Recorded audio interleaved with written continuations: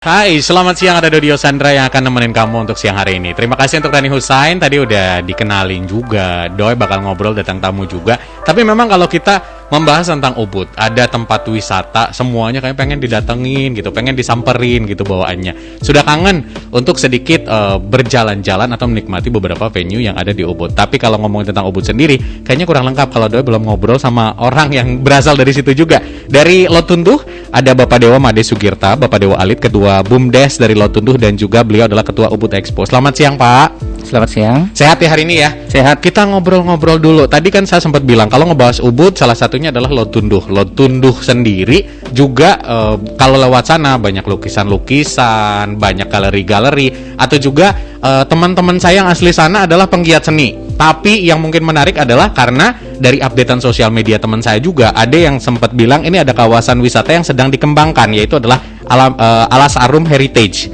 Kita sedikit ngebahas tentang Alas Arum Heritage dulu sebelum kita ngomongin tentang Ubud Expo. Ini bener nggak? Ini tempat wisata seperti apa sih Pak, Alas Arum Heritage ini? Oke. Siang Viners, mungkin saya jelaskan sedikit. Venue dari Ubud Expo itu adalah Alas Arum Heritage. Oke. Jadi Alas Arum Heritage itu bertempat di Banjar Silungan sih tempatnya. Jadi Banjar Silungan, Desa Lotunduh. Jadi itu masih kawasan di Lotunduh seperti yang Doi tadi sampaikan. Lotunduh biasanya lebih banyak di galeri, ashop. Cuman sekarang ada tambah lagi, Doi. Villa. Banyak. Ke belakang-belakang berarti villa ya sekarang? Pintu masuk Ubud sekarang kan Hotel Bintang 5. Pintu masuk Lotunduh Hotel Bintang 5. Ujung Lotunduh juga Hotel Bintang 5 gitu. Tapi yang menarik mungkin kan tadi Pak Dewo juga bilang kalau Ubud Expo sendiri nanti akan digelar di Alas Arum Heritage. Nah, saya penasaran sebenarnya Alas Arum Heritage ini pertama kalinya dibuat itu konsepnya untuk apa, dan untuk masyarakat Lotunduh saja kah atau masyarakat umum kayak saya juga boleh untuk datang ke sana atau seperti apa? Yang namanya tempat wisata itu ya sudah pasti untuk umum ya. Cuman ada keunikan tersendiri dari Alas Arum Heritage itu. Karena apa? Alas Arum Heritage itu pada dasarnya milik desa adat Silungan yang ada pura yang bersejarah, terus sungai Wos gitu, sungai besar itu, dan juga kawasan yang masih ada hutan yang asri. Nah, itulah yang keunikan dari Alas Arum Heritage, yang dimana akan dikembangkan atau dikelola oleh BUMDes Lotunduh, yang mana saya adalah ketuanya. Jadi pengembangan ini mungkin kolaborasi atau kerjasama gitulah antara desa adat dan desa dinas. Jadi pengembangan ini adalah sekaligus tempat wisata di mana wisatawan boleh datang, memang sekaligus juga untuk spiritual kayak gitu berarti ya. Ini adalah tempat wisata dan juga spiritual. Harapannya masyarakat nantinya bisa untuk datang ke sini dan menikmati apa yang ada di situ. Seperti itu ya Pak ya. Nah, tadi kan kita ngebahas tentang Ubud Expo sendiri. Nah, akhirnya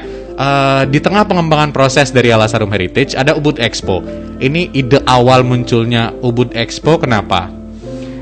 Jadi pada dasarnya dalam hal pengembangan desa wisata ini kita harus membuat suatu event atau gebrakan baru gitu. Jadi kalau kita menyebut festival-festival itu sudah banyak lah di Ubud, di daerah lain pun banyak gitu. Jadi kalau kita menyebut pameran kayaknya terkesan milik program pemerintah, mohon maaf ya, kan seperti itu. Nah, itulah ini Ubud Expo sendiri sebenarnya suatu program atau event yang hybrid.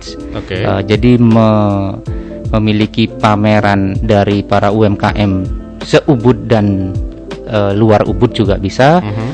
Ada kulinernya dan juga ada hiburannya, dan yang terpenting itu semua ditata apik dan asri di tengah hutan.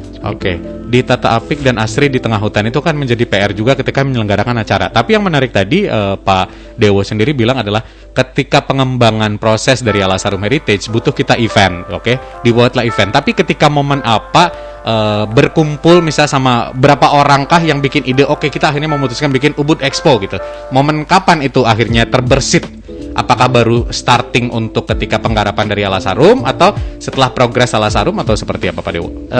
Jadi mungkin dari penggarapan awal infrastruktur di Alas Arum, setelah itu kita ngobrol dengan Jero Bendes, kepala desa, dan saya juga ada beberapa teman-teman yang kebetulan bukan warga Silungan atau Ubud asli, Lotunduh asli, cuman menetap di sana. Kita ngobrol, yuk kita buat suatu event. Nah itu sebenarnya pemikiran 3 orang gitu. Jadi satu sisi yang dari segi entertain tetap lebih dominan dengan festivalnya. Satunya lagi lebih ke marketing produk-produk. Nah saya mengakomodasi semua ide itu menjadikan Ubud Expo ini adalah event yang hybrid gitu. Jadi ada sisi entertainnya, ada sisi kulinernya, ada sisi pameran UMKM, produk-produk unggulan UMKM. Dikombin menjadi satu gitu ya. Tapi kan tadi bilang ini boleh dibilang kalau festival udah enggak deh, akhirnya mengambil nama Ubud Expo, dan inilah konsep yang pertama kali pameran pertunjukan di tengah hutan. Ini menjadi PR besar. Secara konsep mungkin biar saya ada bayangan, biar Viners juga ada bayangan. Ini akan seperti apa sih? Tadi kan Pak Dewo sempat bilang, ada UMKM-nya, ada apa-apa. Seperti apa mungkin bayangan detailnya, Pak?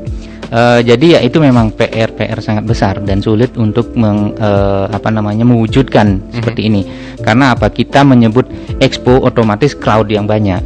Tapi di satu sisi kita juga mencanangkan pelestarian hutan. Seperti itu. Cuman ya itu bisalah kita akomodir semua. Jadi karena wilayah Alasarum Heritage itu lumayan luas sih. Jadi ada sekitar kurang lebih 2,5 hektar.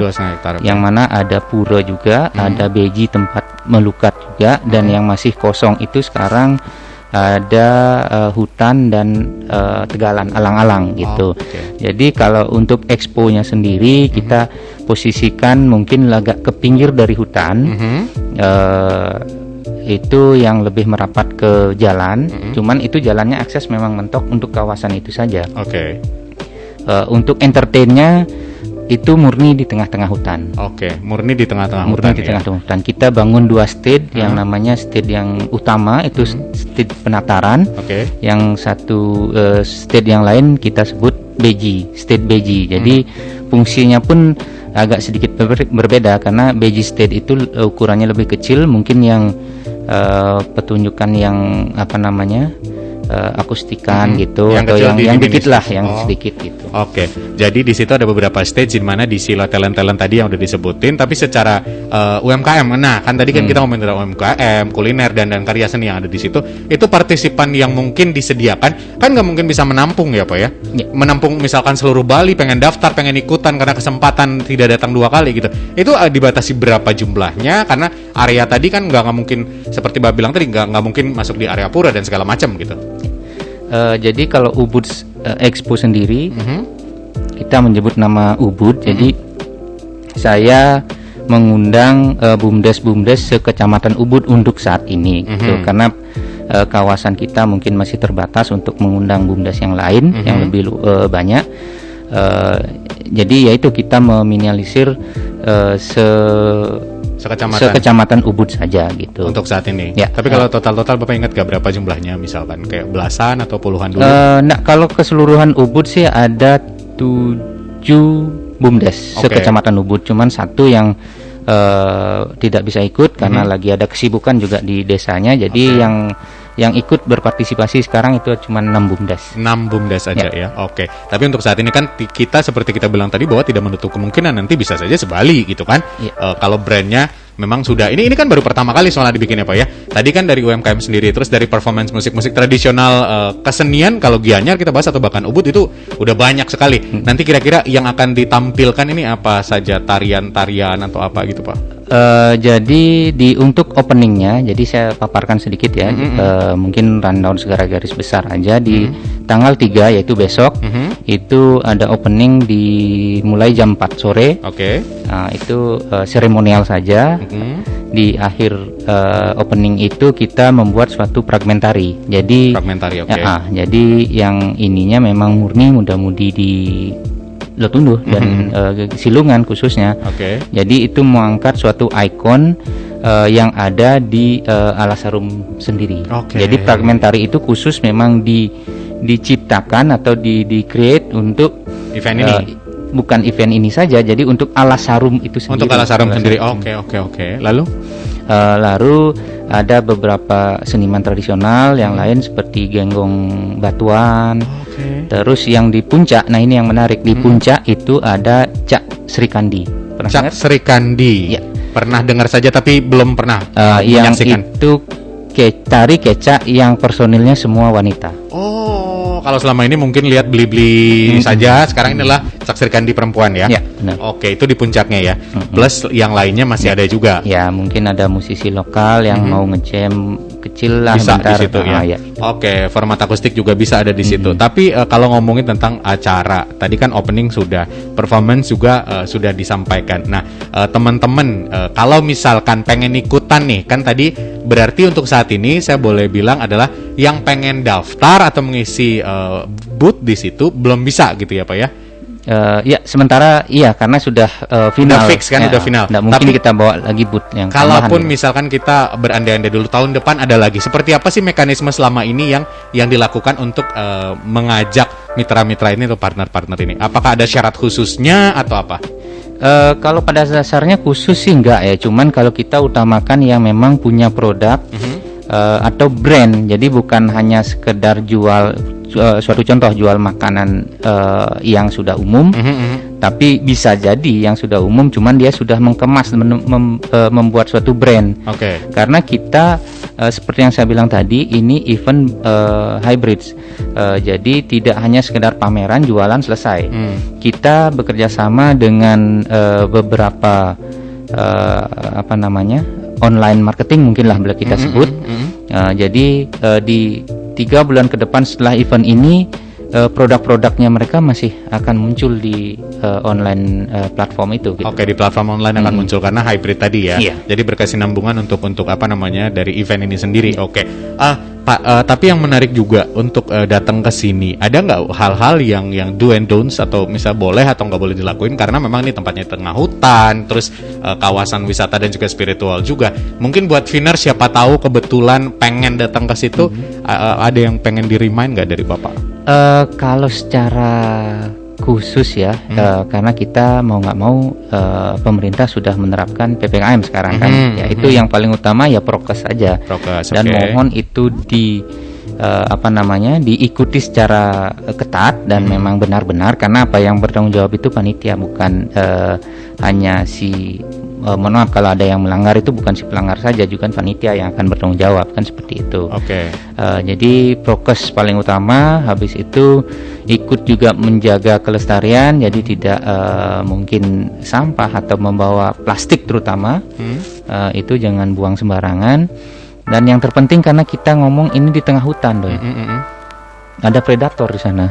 Betul. Pengisap darah. Bawalah anti nyamuk atau apa gitu. Oke, itu yang harus diingatkan. Tapi itu kan kesadaran kalau dari pengunjung, dari saya. Tapi dari panitia sendiri untuk mengantisipasi hal-hal seperti ini, apakah disediakan juga? Kalau kita sudah melakukan fogging di H-2, begitu akan sound check atau preparation untuk booth-boothnya itu, dan mungkin di hari A, di hari H-nya pagi kita lakukan fogging lagi. Oke. Ya yang namanya alam ya, kita tidak bisa membunuh semuanya kan. Betul. Apalagi ini di tengah hutan. Mungkin itu nilai tambah lah, kita donor darah lah, anggap saja. Bisa ya Pak Dewa. Oke, tapi secara prokes misalkan apakah nanti juga akan disediakan hand sanitizer di depan? Karena juga kan tanggung jawab bersama ya. Ya, sudah pasti. Terus masker dan segala macamnya itu juga sudah diatur sama panitia. Ya. Oke, berarti besok tinggal opening saja jam 4 sore. Suasananya sudah disiapkan fragmentari dan persembahan spesial dari muda-mudi di sana ya. Nah, Pak Dewa, kalau membahas tentang acara ini sendiri, untuk datang ke sini ada harga tiket yang harus dikeluarkan nggak? Iya, kalau harga tiket masuk kita, Viners mungkin yang dengar, kita harga tiketnya 30.000. Itu 30.000. sudah dapat door prize. Oke. Jadi nanti tiket itu mungkin diundi. Yang saat ini door prize-nya ada dari sponsor-sponsor kita atau supporter-supporter kita memberikan menginap gratis sih. Saat ini sekitaran mungkin 4-5 hotel di wilayah Lutunduh. Udah mensupport itu ya. Ya. Itu tiket harian apa tiket misalnya saya beli untuk hari pertama berlaku 3 hari? Harian. Harian. Jadi, Oke, itu tiket harian di mana bisa didapatkan kalau misalkan tiket online kah atau bisa on the spot atau gimana? Kita ada 2 channel ya, online dan offline atau di on the spot. Jadi online-nya bisa masuk ke ubudexpo.com. ubudexpo.com, Ya, oke. expo.com. Oke, itu bisa di online. Ya, di situ juga sudah kita buat jadwal performance-nya dan juga channel untuk membeli tiket secara online, dan itu bisa membayar secara online juga, bisa GoPay, sudah terintegrasi. Oke, sistem untuk ngedapetin tiketnya gampang lah gitu ya. Tinggal login ke ubudexpo.com atau juga on the spot tadi ya. Oke, jadi buat Viners yang mungkin ada rencana untuk datang ke sini, ada batasan nggak? Misalkan saya mau datang berlima atau berempat, ada batasan sampai sejauh ini informasi? Siapa tahu kan kalau zaman sekarang remaja-remaja seperti saya kan ngegeng gitu loh Pak, satu mobil gitu, pengen kayak boleh nggak ya datang gitu. Kalau batasan sih enggak ya, cuman kalau per hari ini tadi pagi saya dapat arahan dari gini untuk tetap membuat aplikasi Peduli Lindungi. Oke. Jadi di situ mungkin kalau kuotanya penuh mungkin tunggu di sebelum jalan masuk gitulah. Tapi sinyal sana aman ya Pak ya? Aman. Ntar nggak bisa login lagi sinyal situ. Aman, kenceng lah. Ntar mentok di depan diam gitu. Kenapa belum bisa masuk? Karena belum ada sinyal gitu. Itu Ubud itu namanya desa memang. Iya. Tapi desa internasional. Iya. Jangan sombong, saya sudah tahu. Udah tahu memang benar-benar ya. Sampai ke pelosok-pelosok pun sinyalnya sangat-sangat kencang dan juga luar biasa. Nah, mengenai tentang UMKM, kan ketika berkumpul, ada nggak nanti sharing session di mana para pelaku UMKM ini, usaha kecil ini, untuk mendapatkan ilmu, atau ada nggak orang-orang nanti yang akan sharing di workshop atau sharing session namanya? Karena biasanya kalau ngumpul gitu kan kita bagi-bagi tips sukses gitu loh Pak. Ada nggak sih momen seperti itu nantinya Pak? Ya, inilah Winners, seperti yang saya bilang tadi, hybrid itu mungkin semuanya ada gitu. Jadi selain dapat hiburan, jalan-jalan, wisata, dan juga melihat pameran, kita juga bisa dapat ilmu, dan mungkin juga nanti dapat boleh dibilang pengembangan usaha UMKM selanjutnya, kan seperti itu. Karena kita mengundang selain pameran, kita juga mengundang sharing session atau boleh disebut workshop atau apalah.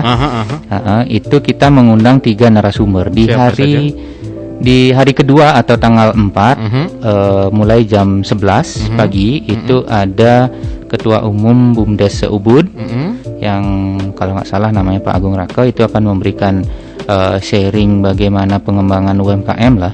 Itu yang kedua ada Ketua Umum Kopitu itu mungkin membahas apa? Lebih ke bagaimana membranding produk. Jadi biar bisa dari segi legalitasnya, dari segi kemasan mungkin kan seperti itu.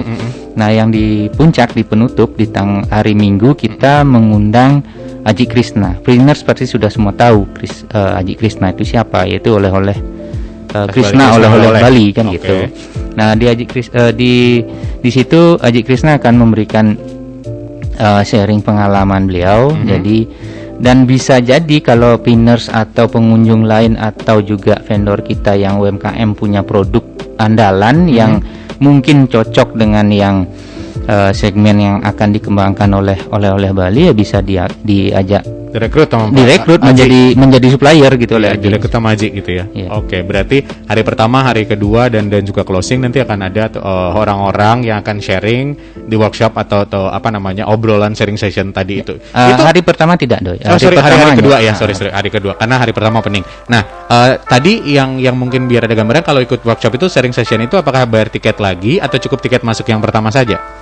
Cukup tiket masuk yang pertama dan reservasi sebelum masuk area, karena untuk workshop sendiri kita adakan di Wantilan, jadi terpisah dari area entertain itu. Secara venue terpisah supaya juga nanti biar tahu ini udah mulai untuk workshopnya, kita bisa ke sebelah kayak gitu ya. Iya, Pak Dewo ya. Oke. Jadi biar pengen mungkin sekalian nambah ilmunya, tapi jalan-jalannya juga dapet, tahu lo tuntuhnya juga banyak, berarti bisa datang ke situ gitu ya. Iya. Jadi berbagi ilmu, siapa tahu yang memulai bisnis untuk tahu bagaimana sebenarnya mempackage produk supaya lebih bagus. Tapi kalau misalkan kan ngobrol doang nih, kan beberapa Winners mungkin belum terbayang sama sekali. Mungkin sosial media dari Ubud Expo bisa di-share detailnya ada di mana, atau kontak personnya ke siapa Pak Dewa kalau butuh informasi? Siapa tahu juga ada para sponsor kayaknya pengen ikut deh di sini gitu.